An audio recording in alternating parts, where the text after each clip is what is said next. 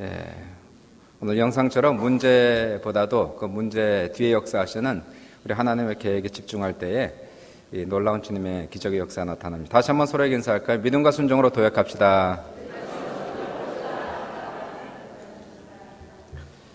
예, 오늘 같이 말씀 봅니다. 사무엘상 1장 9절로부터 18절 말씀을 같이 교독합시다.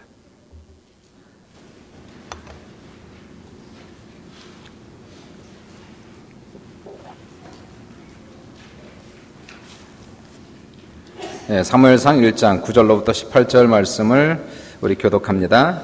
9절을 제가 읽고 그 다음 절 읽어주시면 되겠습니다. 예, 그들이 실로에서 먹고 마신 후에 한나가 일어나니 그때 제사장 엘리는 여호와의 전 문설주 곁 의자에 앉아 있었더라. 소원하 이르되 만군의 여호와여, 만일 주의 여종의 고통을 돌보시고 나를 기억하사 주의 여종을 잊지 아니하시고 주의 여종에게 아들을 주시면 내가 그의 평생에 그를 여호와께 드리고 삭도를 그의 머리에 대지 아니하겠나이다.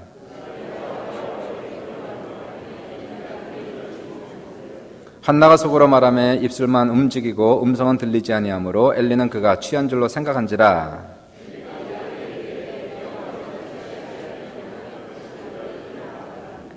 한나가 대답하여 이르되 내 주여 그렇지 아니하니이다. 나는 마음이 슬픈 여자요 포도주나 독주를 마신 것이 아니요 여호와 앞에 내 심정을 통한 것 뿐이오니.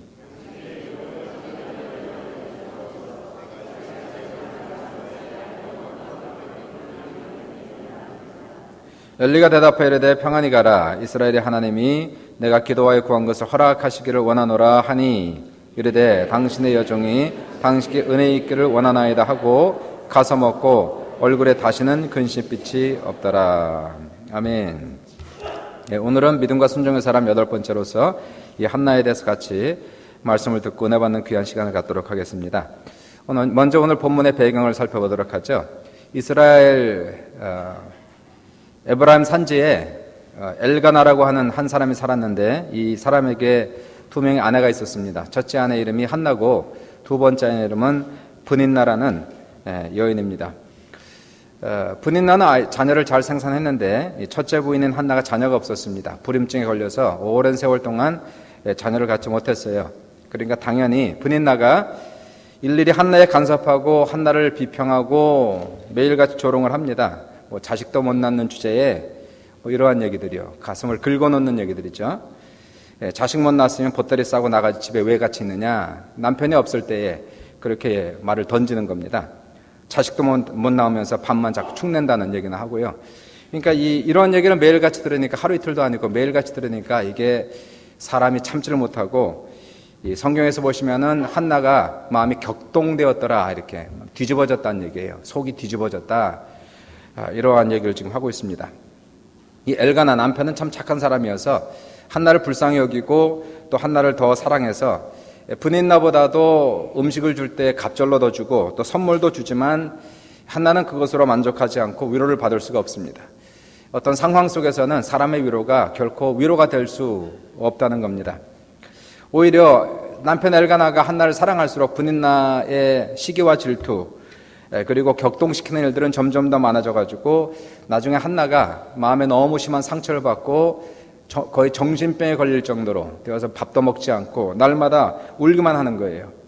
남편이 가서 왜 이렇게 울기만 하냐, 아들 10명보다 내 사랑이 더 좋지 않냐, 내가 너 사랑하면 됐지 아들이 뭐 그렇게 소용이 있느냐, 아무리 그렇게 얘기해도 그러한 인간의 말이 더 이상 위로가 되지 않습니다. 결국 한나는 어느 상태까지 가느냐 하면 거의 마음에 죽을 지경까지 가요. 정신적으로 죽을 지경까지 가서 이러한 상태 속에서 한나는 죽기 아니면 살기식으로 이 마음에 결단할 수밖에 없는 그런 위기 상태에 처하는 것을 우리가 볼 수가 있게 됩니다. 많은 사람이 이 정도쯤 되면은 세상 사람들은 뭐 자살을 하기도 하고 떠나기도 하지만 이 한나 같은 경우는 신앙인이었기 때문에, 하나님을 경외했기 때문에 이분은 그의 마음을 하나님께로 완전히 돌아옵니다. 막다른 삶의 골목에서 이제는 목숨을 걸고 하나님 앞에 나아가 성전에서 죽어도 기도하다 죽겠다, 이러한 각오를 가지고 하나님 앞에 나아가요. 그리고 나서 그러한 간절한 기도를 하나님 앞에 드렸을 때에 하나님께서는 이 한나의 불임증을 고쳐주시고 그리고 자식을 낳게 되는데 그 낳은 아들이 그 유명한 사무엘 선지자가 되는 겁니다. 오늘 한나를 통해서 한나의 기도를 통해서 응답받는 기도가 무엇인가 한번 살펴보도록 하겠습니다. 첫 번째, 결단의 기도입니다. 따라해보세요. 결단의 기도. 환경 속에 다가오는 연속적인 고통, 이러한 것들이 우리로 하여금 결단으로 몰아갑니다. 결단할 수밖에 없는, 결단해야만 하는 그런 환경적 상황들이 우리에게 벌어진다는 것이에요. 죽기 아니면 살기다. 이러한 마음의 결단의 기도가 하나님의 마음을 움직이기도 하고 보좌를 움직이기도 합니다. 이 환경 속에서 사람들이 자꾸만 자기 괴롭힙니다. 어려워집니다. 가시처럼 찌르는 사람이 많습니다. 분인나 같은 사람들이 있는데 어떤 사람에겐 남편이 분인나가 되고 아내가 분인나가 되고 자식들이 분인나가 되고 그리고는 시부모님들이 또 분인나 같은 역할을 하면서 자기의 가슴을 뒤집어 놓고 격동시키고 너무너무 슬프고 힘든 그런 삶을 살아갈 때도 있는가 하면 어떤 환경 속에서 너무나 힘들어서 재정적으로 힘들어지고 환경적으로 힘들어지면서 마음이 너무나 좌절되고 우울하고 어려워질 때가 있다는 것이에요. 마음이 번뇌스럽습니다. 고통스럽기도 하고 억울하고 원통하고 절통하고 눈물이 앞을 가리게 되면 이 상태 가면은 마지막 결판을 내긴 내야 됩니다. 둘 중에 하나, 살든지 죽든지. 세상 사람들은 자살도 하기도 하고 집을 떠나기도 하지만 우리는 그렇게 할 수 없어요. 하나님을 믿고 섬기는 우리들은 우리의 결단을 내릴 때에 하나님 앞에서 결단을 내리는 겁니다. 내가 금식을 하든 철을 하든 목이 터져라 고함을 치든 반드시 내 삶에서 이 문제에서 결판을 내리고야 말겠다라는 비장한 각오와 결심을 하도록 하나님께서는 끊없이 우리를 몰아가신다는 것입니다. 유도하시는 하나님 우리는 볼 수가 있게 되는 것이에요. 이런 환경들이 왜 우리의 삶에 찾아옵니까? 그것은 오직 하나님만 의지하도록, 하나님의 얼굴만 구하도록, 하나님만 앙망하도록 하나님께서 끊없는 이러한 문제를 우리에게 가지고 온다는 것입니다. 우리의 삶 속에 고난의 가시가 찌를 때에 하나님은 우리를 계속 인도하시고 유도하시는 것이에요. 오직 하나님 앞에 무릎을 꿇고 내 마음이 깨어져서 물처럼 내 마음을 쏟아부으라고 하나님이 그렇게 인도를 하시는 겁니다. 우리의 삶 속에서 절대절명의 순간에 돌입해서 돌이킬 수 없는 결단을 내리고 기도하기를 원하시는 하나님의 마음을 우리는 반드시 기억을 해야 됩니다. 이러한 결단의 기도를 드릴 때에 비로소 우리의 삶에서 역사하는 사단 마귀 귀신의 권세 장벽이 무너지고 하나님의 보좌를 움직이는 놀라운 능력이 나타난다는 것입니다. 기도라는 것, 이것이 결단 없이 응답이 돼도 좋고 안 돼도 좋고 되면 좋고 안 돼도 그만이고 주셔도 좋고 안 주셔도 좋다는 그러한 기도들이 있어요. 이러한 기도는 물론 안 하는 기도보다 훨씬 낫습니다. 그러나 하나님의 손길로 움직일 만한 그런 강력한 기도는 되지 못한다는 것이에요. 우리의 삶 속에서 어떤 작은 문제가 생기든 큰 문제가 생기든 마음에 깊은 결단을 내리고 그 결단을 가지고 하나님 앞에 기도할 때에 하나님께서 그 마음을 읽으시고 보시고 그리고 역사가 나타난다는 것입니다. 성경을 보시면 이러한 결단을 내린 자들에게 하나님이 기적을 베푸신 일들이 많이 있었습니다. 우리가 신약의 마태 마가복음을 보시면 거기에 12알을 혈루증으로 앓던 여자가 나와요. 12년 동안 피를 흘리는 여인입니다. 이분이 거의 죽게 될 지경에 마지막 주님께서 당신의 동네에 온다는 소문을 듣고 마음에 비장한 각오를 하게 됩니다. 내가 예수 그리스도의 옷자락에 손만 대면 나으리라. 그리고는 마음에 죽기 아니면 살기식의 결단을 내리게 돼요. 나는 반드시 주님을 만나야 되겠다는 겁니다. 반드시 내가 주님의 음성을 들어야 되겠다는 것이에요. 이 여인은 12해 동안 피를 흘렸기 때문에 어지럽습니다. 지치고 심장이 뛰고 걸음을 걸을 수 없음에도 불구하고 사생결단을 하는 거예요. 주님께서 그 동네를 지나가신다는 얘기를 듣고 그 침대에서 일어납니다. 기어서 일어나서 내 마지막 기회를 삼고 이것을 놓치면 난 죽는다. 나는 반드시 응답받아야만 되겠다. 돌이킬 수 없다. 나에게 노는 없다. 오직 예수만 있을 뿐이다. 이러한 각오를 하고 그리고는 주님을 만나기 위해서 나가는 것이에요. 혈루병이라는 것이 부정한 병이었기 때문에 사람들 앞에 나갈 수는 없고 뒤에서 사람들을 헤집고 나가서 심장에 방마지를 치고 어지럽고 온 전신에 땀이 흠뻑 젖었음에도 불구하고 살기 위하여 우리 주님을 만나기 위하여 군중을 헤치고 그리고 타협하지 아니하고 예수 그리스도의 옷자락에 손을 대는 순간에 주님의 능력이 그 몸에서 빠져나가 혈루병으로 앓던 그 근원이 순식간에 사라졌다라고 성경은 말씀하고 있는 거예요. 수많은 사람들이 주여 주여 부르면서도 그건 오며 가며 주님의 옷자락에 손을 대는 것과 마찬가지입니다. 수많은 사람들이 지나가는 주님의 손을 대었지만 한 명도 병이 난 사람이 없었고 기적이 나타난 사람이 없었어요. 그러나 여기 한 여인이 있습니다. 절대절명의 위기를 맞이하여서 죽기 아니면 살기식으로 사생결단을 하고 나는 반드시 주님을 만나야 된다. 나는 반드시 살아야 된다. 나는 반드시 주님의 옷자락에 손을 대야만 한다라는 이러한 각오를 가지고 죽기 아니면 살기식으로 사생결단하여 주님을 만난 사람, 주님의 옷에 손댄 사람, 바로 여인만이 주님의 능력을 체험하고 기적을 체험한 사건을 우리가 볼 수가 있게 되는 것이에요. 이러한 결단의 기도는 상당한 능력이 있다는 것을 우리가 보게 됩니다. 스코틀랜드의 요한 막스는 그분이 기도할 때 하나님, 스코틀랜드를 나한테 주시든지 그렇지 않으면 내 생명을 걷어가세요. 그는 생명을 드리는 그러한 기도를 드린 겁니다. 스코틀랜드를 주시든지 아니면 저를 죽여주십시오. 이러한 간절한 기도, 절대절명의 기도를 요한 막스가 드렸을 때에 하나님께서 그분에게 역사하시고 성령의 충만을 받아서 스코틀랜드가 변하고 수천만의 사람들이 주님께로 돌아오는 것을 우리가 볼 수가 있게 됩니다. 우리가 죽기 아니면 살기식으로 주님을 찾아서 하나님을 만나는 귀한 우리 모든 성도들 다 되시기를 주님의 이름으로 축원합니다. 두 번째는 서원기도입니다. 따라해보세요. 서원기도. 하나님 앞에 기도할 때 응답받으려면 서원기도가 능력이 많습니다. 서원기도라는 것은 하나님과 약정기도예요. 약속하는 기도입니다. 우리가 하나님 앞에 하나님 이것을 해주십시오. 그럼 제가 주님 앞에 이것을 드리겠습니다 라고 하는 기도, 서원기도, 약속기도, 약정기도 그렇게 얘기합니다. 한나는 오늘 본문을 보시면 11절에 서원하여 이르되 하나님 앞에 서원하여 기도하였어요. 하나님 앞에 이렇게 기도합니다. 하나님 아들만 주시면, 아들 하나만 주십시오. 그러면 제가 그 아들을 제 품에 안고 키울 것이 아니라 이 아들을 하나님의 성전에 바치겠습니다. 아들 주시면 내가 젖만 떼면 하나님의 성전에 바쳐서 성전을 받들어 섬기게 하고 성전에서 성전지기로, 성전 문지기로, 성전의 총으로 이 아들을 드리겠습니다. 서원을 했어요. 한나가 서원을 하고 나서 하나님께서 서원기도를 들으셨습니다. 그래서 아들을 잉태하고 그리고 나서는 아들을 낳았어요. 사물이 젖을 뗄 때까지 한 3살 될 때까지 품에 품고 있다가 젖을 떼고 난 다음에 성전에 데리고 가서 엘리 제사장을 섬기는 몸종으로 성전지기로 바치게 됩니다. 이게 생각보다 어려운 겁니다. 이게 서원기도 할 때는 쉬운데 막상 하나님이 기도응답을 하셨을 때에, 그리고 나에게는 유일한 아들입니다. 3년 동안 내 품에 내 젖을 먹여 키운 그 아들입니다. 이 아들 이제는 다시는 집에 돌아오지 못하는 성전에서 하루 24시간 살게 하는 성전지기로 바친다는 것은 사람의 마음이 변하기 때문에 쉽지 않지만 한나는 자신의 서원기도를 지키고 있는 것을 볼 수가 있게 돼요. 이 서원기도라는 것은 굉장한 힘이 있고 능력이 있는 것을 우리가 보게 됩니다. 하나님은 언약의 하나님이고 약속의 하나님이기 때문에 우리가 하나님 앞에 약속을 드리고 약속을 지킬 때에 하나님께서 상당히 기뻐하시는 것을 우리가 볼 수가 있게 돼요.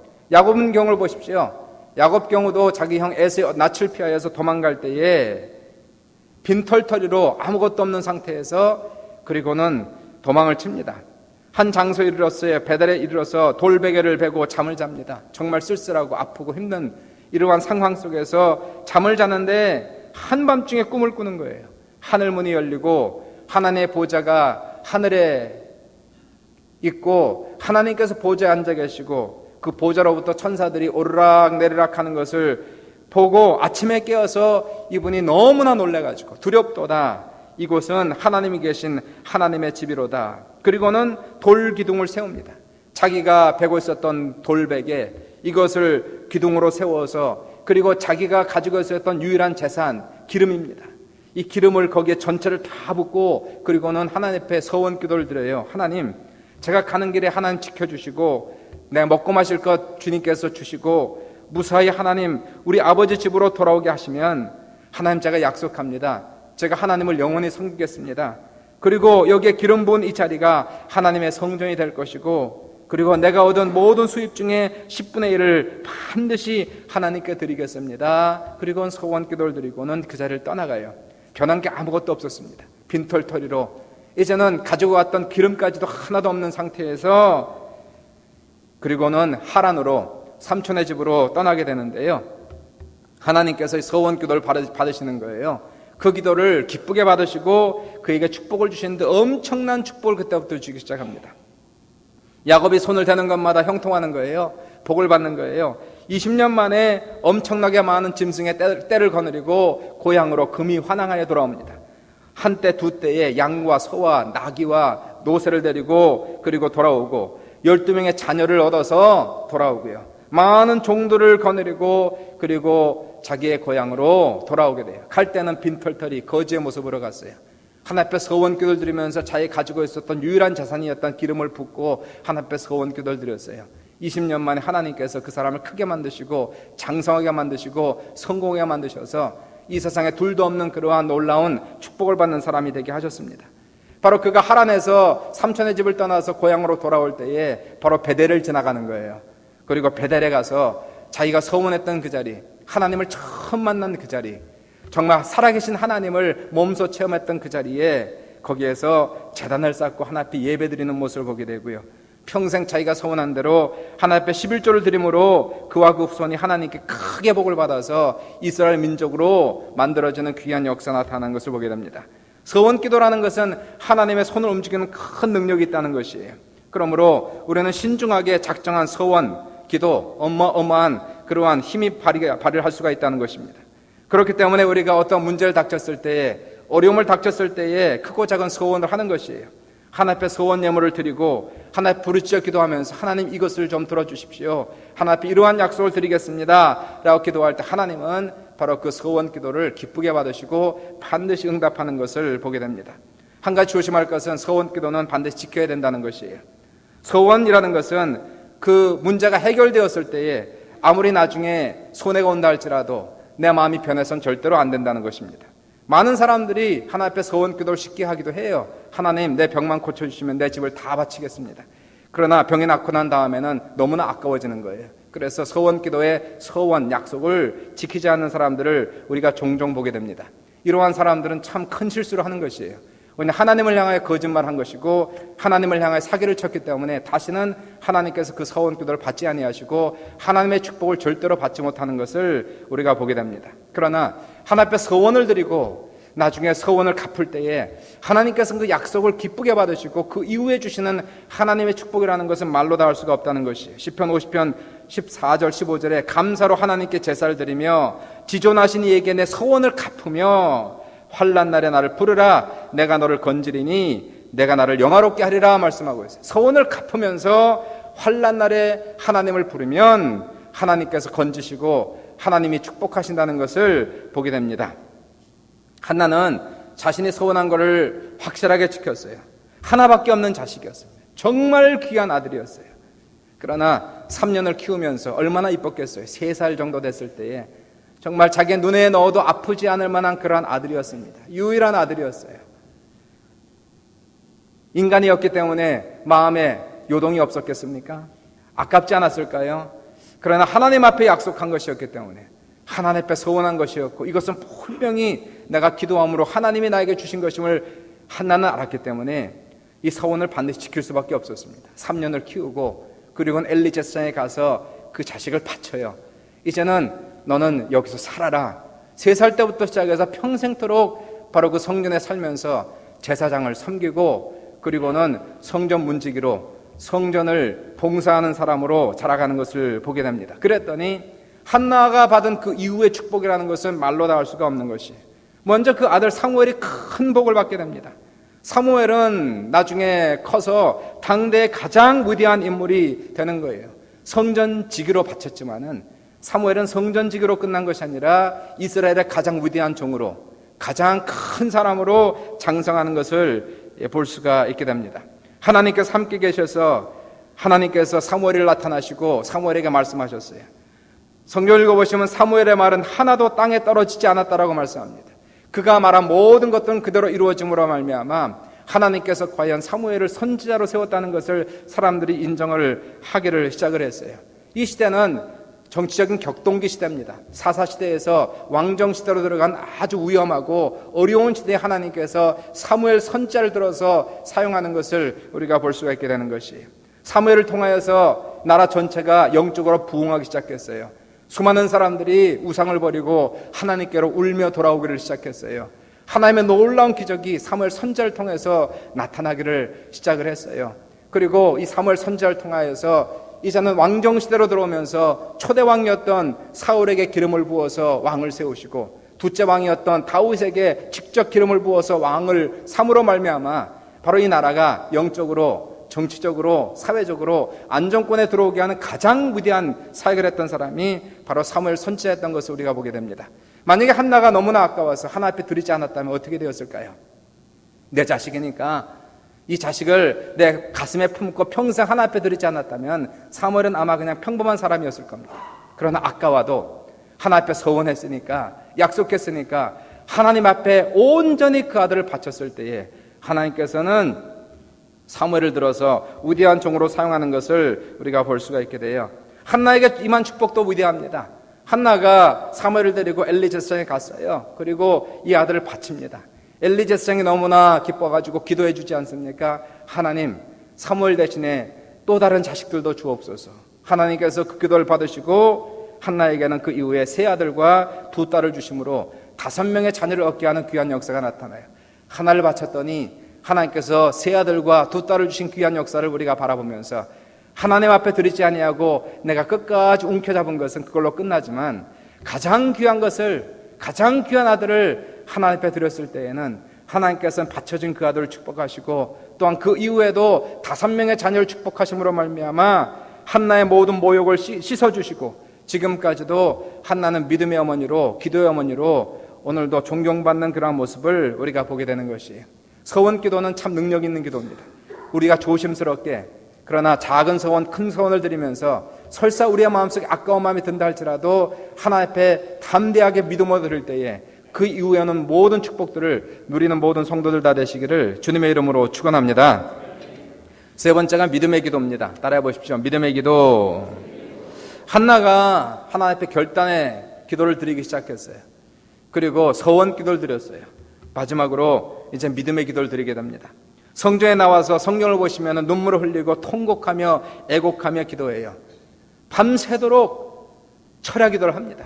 캄캄한 성전에서 모든 사람들이 다 제사를 드리고 갔어요. 이제는 불이 다 꺼졌습니다. 아무도 없습니다. 제사장도 집에 들어갔습니다. 한나는 자기의 마음이 너무나 격동했어요. 너무나 슬프고 너무나 힘들었어요. 남편은 집으로 보내고 자기는 성전에서 기도하기 시작했어요. 죽기 아니면 살기식으로, 하나님 죽어도 내가 성전에서 죽겠습니다. 기도하다 죽겠습니다. 그리고 거기서부터 기도하기 시작하는 거예요. 하나님께서는 너희는 내게 속삭이라 이렇게 말씀하지 아니하시고 너희는 내게 부르짖으라 이렇게 말씀하고 있는 겁니다. 우리 기도에는 두 종류가 있지 않습니까? 하나는 큰 문제가 없을 때 드려지는 교제의 기도가 있어요. 하나님 앞에 감사합니다, 찬양합니다, 영광 받아주세요. 그리고 늘상 있는 이야기들을 마치 친구에게 하듯이 하는 그러한 기도가 있습니다. 그러나 우리의 삶 속에서 문제가 생기면은 이러한 교제의 기도가 통하지 않습니다. 그때는 crisis prayers, 그때는 위기적인 기도를 드리는 거예요. 그때는 간절한 기도를 드리는 것이, 문제 해결을 위한 기도를 드리는 것이, 이때는 속삭임 기도가 되지 않습니다. fellowship prayer는 속삭이는 기도가 가능하겠지만은 문제 해결과 그리고 위기적인 기도는 부르짖는 기도를 드리는 것이, 하나님 앞에 나의 마음을 통하면서 내 마음을 쏟아 부으면서 눈물을 뿌리면서 내 온 진땀을 흘리면서 하나님 앞에 간절히 기도하며 하나님이여 저를 죽이시든지 아니 문제를 해결하여 주옵소서 간절히 기도할 때에 하나님께서는 그 간절한 기도를 듣기를 시작하시는 것입니다. 한나가 밤새도록 기도했어요. 시간 가는 줄 모르고 기도했어요. 10시간 정도를 그렇게 기도하다가 나중에는 지쳐서 말도 나오지 않습니다. 나중에 눈을 감고 하도 소리를 질러가지고 이제는 입만 움직이고 소리가 나오지 않아요. 진액이 다 빠졌습니다. 아침 시간이 됐어요. 제사장이 와서 제사를 드리는, 아침 예배를 드리는 그 시간에 와보니까 아무도 없는데 한 여인이 와서 거기서 기도를 하는 겁니다. 얼마나 기도를 했는지 몸이 휘청휘청거리면서 입만 움직이는 그 모습을 보고 제사장 엘리 제사장은 이 여인이 술에 취했는 줄 알았어요. 그리고는 호통을 칩니다. 이 여자야 언제까지 포도주나 독주를 마시고 하나님의 성전에 나와서 이렇게 취하여 있느냐. 이때 한나가 얘기하죠. 제사장님, 아닙니다. 저는 마음이 슬픈 여자요, 마음이 고통스러운 여자입니다. 너무나 억울하고 너무나 원통하여 지금 이 시간 내가 하나님 앞에 죽기 아니면 살기식으로 부르짖어 기도하다가 이제는 지쳐서 이렇습니다. 그때에 엘리 제사장이 그 한나를 보고 했던 얘기가 평안히 가라, 내 기도가 하나님 앞에 응답되었느니라. 한나가 이때 이 엘리 제사장의 말을 하나님 말씀처럼 받았어요. 그리고 나서 일어나서 성경을 보니까 얼마나 이 여자가 믿음이 좋은지요. 바로 그 말씀이 떨어지자마자 한나는 일어나서 나가서 얼굴을 씻고 다시는 그 얼굴에 수색이 없었더라 이렇게 얘기하는 거예요. 더 이상 염려하지 않습니다. 아직 아기가 임신되지 않았다 할지라도 그러나 하나님께서 내 기도를 들으셨다. 때가 되면 분명히 하나님이 주실 것이라는 확신을 가지고 그런 집에 들어가서 분인나가 아무리 격동을 시켜도 때가 되면 주시니까 염려하지 아니하고 그리고 시간을 기다리는 그러한 모습을 보게 돼요. 마음이 평안한 겁니다. 이게 증거가 필요하다는 것이에요. 우리의 기도에게는 증거가 필요합니다. 환경에 증거가 있든지 마음에 증거가 있든지 증거가 올 때까지 몸부림쳐 기도하다가 막상 증거가 떨어지면 그때부터는 우리의 마음속에 감사와 찬양을 드리는 그러한 시간을 갖는 것이에요. 한나에게는 증거가 엘리 제사장으로부터 온 것입니다. 평안히 가라, 내 기도가 응답되기를 바라노라. 아멘 할렐루야. 한나는 이것을 아멘 할렐루야, 하나님 감사합니다, 주님께서 말씀하셨습니다. 그리고는 안심하여 자기 집으로 돌아간 것이에요. 이와 같은 증거가 있을 때까지 우리는 기도합니다. 갈멜산의 엘리야의 기도를 한번 들어보십시오. 엘리야는 이스라엘 땅에 3년 6개월 동안 비가 내리지 않아서 온통 가뭄이 가득한 시대에 하나님께서 이제 이스라엘에게 땅 비를 주겠다고 약속하셨어요. 약속하셔도 기도해야 약속을 얻는 겁니다. 이분이 갈멜산 꼭대기에 올라가서 기도를 하는 거예요. 하나님 비를 주옵소서.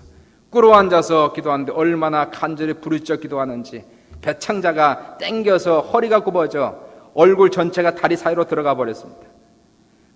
간절히 하나님 앞에 부르짖어 진땀을 흘리며 하나님 앞에 하늘문을 열고 담비를 주옵소서 기도를 하고 나서 그의 몸종을 보냅니다. 하늘을 바라보라. 가보니까 아무것도 없어요. 그냥 휘청하고 해가 떠 있습니다. 아무 증거가 보이지 않습니다. 엘리야가 2번 기도해요. 3번 또 기도해요. 간절히 부르짖어 7번까지 기도합니다. 7번째 와서 그 종이 보니까 저 동쪽 하늘에 손바닥만한 구름 한 점이 보입니다. 할렐루야, 됐다. 손바닥 구름만한 한 점, 그것이 증거였다는 것이에요. 큰 비의 소리가 들리는구나. 그리고 나서 얼마 있지 않아서 하늘에 먹구름이 찾아오고 하늘에 3년 6개월 동안의 모든 가뭄을 마치고 하늘에서 단비가 내리는 그러한 사건을 우리가 볼 수가 있게 되는 것이에요. 한나도 그렇습니다. 엘리야 손자도 그렇습니다. 보시면 증거가 나타날 때까지 부르짖어 기도하는 것이, 하나님께 손바닥만한 구름 하나를 주실 때까지, 엘리 제사장의 그러한 선포의 말씀이 들릴 때까지 우리는 기도하는 것입니다. 증거도 받지 않고요, 그냥 기도하고 혼자 기도하고 그냥 나올 때는 아무것도 이루어지잖아요. 그러나 하나님의 증거가 반드시 환경으로 임하든지 사람을 통해서 오든지 또는 내 마음속에 오든지 우리는 간절히 기도하는 여러분 되시길 주님의 이름으로 축원합니다. 일반적으로 간절히 기도할 때에 우리에게 찾아오는 증거는 마음속에 한없는 평강으로 찾아오는 것이에요. 사람이 만드는 평화가 아닌 모든 지각에 뛰어난 하나님의 평강이 우리의 마음과 생각을 지키실 때에 이것을 하나님이 주는 평강이라 얘기하는 겁니다. 기도할 때에 여전히 마음이 두렵습니다. 고통스럽습니다. 괴롭고 번뇌하고 무거운 짐이 있습니다. 이것은 아직 증거가 없는 거예요. 그러나 간절히 기도할 때 어느 선을 넘어가는 거예요. 간절히 기도합니다. 기도가 깊어집니다. 그리고 어느 순간에 하나님께서 하늘의 평강을 내 마음속에 부어주시는 것이에요. 그리고는 나를 짓누르고 있었던 염려와 걱정과 두려움과 고통과 번뇌가 어느 순간에 마치 빛이 오면 어둠이 사라지듯이 내 마음속에는 모든 것들이 사라지는 역사, 이것이 오늘 나오는 한나의 마음의 상태였던 것을 우리가 보게 되는 것이에요. 우리의 마음속에 강물 같은 놀라운 평화가 넘칠 때에, 그리고 뱃속에서 하나님의 말씀과 음성이 들리는 것이 응답받았다, 하나님이 책임져 주신다, 하나님께서 응답하신다, 이제는 걱정하지 말라는 하나님의 음성이 들릴 때에 더 이상 우리의 얼굴엔 수심이 없는 겁니다. 염려와 걱정이 없는 겁니다.